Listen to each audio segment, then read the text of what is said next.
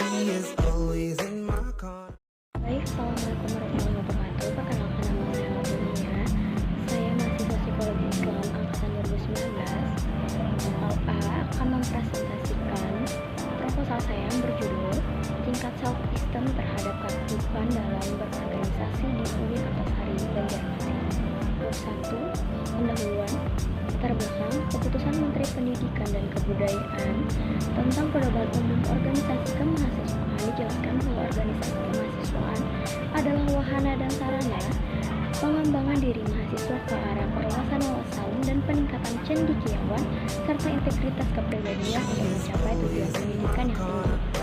Organisasi mahasiswa atau ormawa di tingkat universitas terdiri atas badan eksekutif mahasiswa, dewan perwakilan mahasiswa, sedang ormawa di tingkat fakultas terdiri dari badan eksekutif mahasiswa fakultas atau di UIN Antasari bisa disebut dengan DEMA, dewan perwakilan mahasiswa fakultas tingkat jurusan atau program studi terdapat himpunan mahasiswa jurusan atau HMJ. Sementara itu untuk mewadahi minat, bakat dan pembinaan prestasi mahasiswa terdapat unit kegiatan mahasiswa di tingkat universitas dan fakultas. Dan agar tercapai suatu keteraturan dan penyaluran untuk yang tepat, maka dibentuklah adanya pembinaan bidang ormawa. Unit kegiatan mahasiswa merupakan tempat mahasiswa untuk mengembangkan minat, keahlian dari masing-masing mahasiswa, dan kemampuan untuk bersosialisasi dengan dunia luar. Dengan mengikuti UKM, banyak sekali sisi positif yang bisa diambil. Salah satunya, mengikuti kegiatan UKM juga akan mengetahui dan mengenal mahasiswa dari jurusan lain. Keaktifan dalam organisasi tidak hanya memberikan pengaruh negatif kepada para anggotanya. Berdasarkan hasil penelitian yang dilakukan oleh Cahyani Tias, menunjukkan bahwa adanya manfaat dari keikutsertaan dalam organisasi kemahasiswaan. Hasil penelitian tersebut menunjukkan bahwa tingkat kecerdasan emosional mahasiswa ikut dalam organisasi lebih tinggi dibandingkan mahasiswa yang tidak ikut serta. Perbedaan tersebut dalam suatu organisasi terjadi berbagai macam proses yang erat kaitannya dengan hubungan antar manusia dan interaksinya. Di antara proses komunikasi, proses pengambilan keputusan, proses evaluasi prestasi, dan proses sosialisasi serta karir, pendapat senada juga ditunjukkan oleh hasil penelitian yang dilakukan oleh Wang dan Chang. Dijelaskan bahwa mahasiswa yang aktif dalam kegiatan akademik dan kurikuler memiliki manfaat dalam penguatan kemampuan berpikir, kemampuan komunikasi, kemampuan interpersonal, dan kepercayaan diri. Mahasiswa yang aktif dalam organisasi secara umum disebut juga sebagai mahasiswa aktivis. Kriteria mahasiswa aktivis adalah mahasiswa yang menjabat sebagai pengurus organisasi, memiliki pengalaman keterampilan dalam berorganisasi, keaktifan mahasiswa aktivis dengan berbagai kegiatan atau aktivitas dalam menjalankan tugas dan tanggung jawab di organisasi, mempunyai dampak positif maupun negatif. Dampak positif dari keaktifan dalam organisasi berdasarkan hasil penelitian Sutiono 2013 antara lain, yang pertama, mudah bergaul dan mendapat banyak relasi. Yang kedua, memiliki pengalaman yang lebih daripada mahasiswa yang tidak aktif dalam berorganisasi, memiliki sifat mandiri, tidak tergantung dengan orang lain. Lalu yang terakhir ada berpikiran luas dan rasional. Baiklah, selanjutnya ada rumusan, tujuan, dan signifikasi penelitian. Rumusan.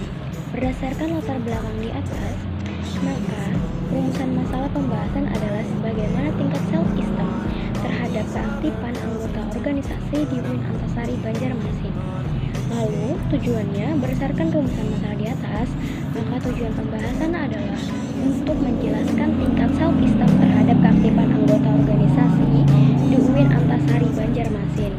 Lalu, signifikasi penelitian. Secara teoritis diharapkan memberikan kontribusi dalam pengembangan teori self-esteem terhadap kinerja anggota organisasi eksternal, khususnya di lingkungan UIN Antasari Banjarmasin ini.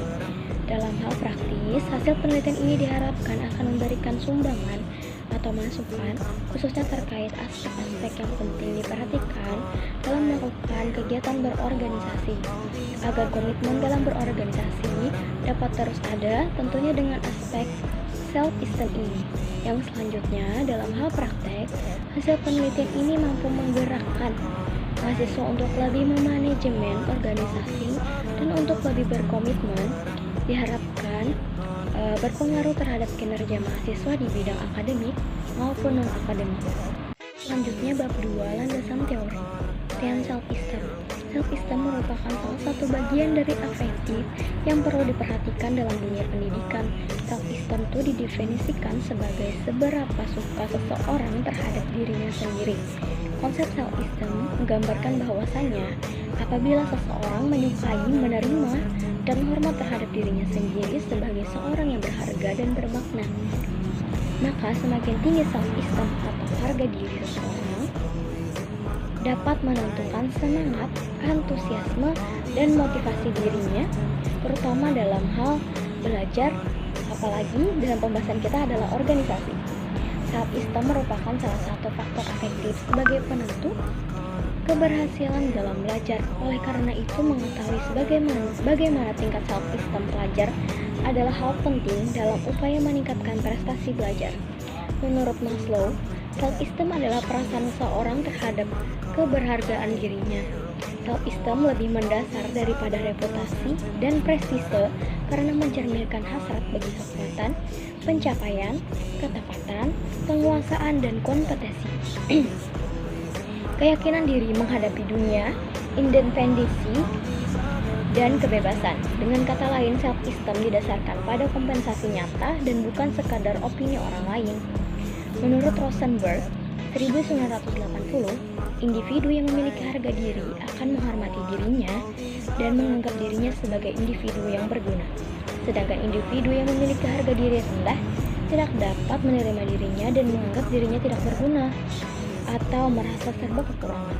Lalu, menurut Rosenberg pula, mengatakan bahwa self-esteem adalah evaluasi keseluruhan seorang individu sebagai seorang manusia yang dikonseptualisasikan sebagai konstruk yang bersifat unidimensional.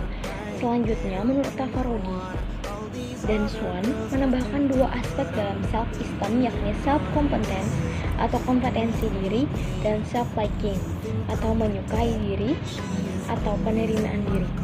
Self-competence dan self-liking memiliki pengaruh penting bagi perkembangan individu. Tafarodi dan Milner menjelaskan bahwa self-competence dan self-liking ini bersifat timbal balik.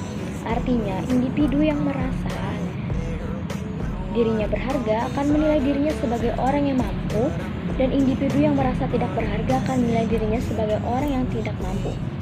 Gufron dan Risnawita menyatakan bahwa harga diri atau self-esteem terbentuk dari hasil interaksi individu dengan lingkungan berdasarkan penghargaan, penerimaan, dan pengertian orang lain terhadap dirinya.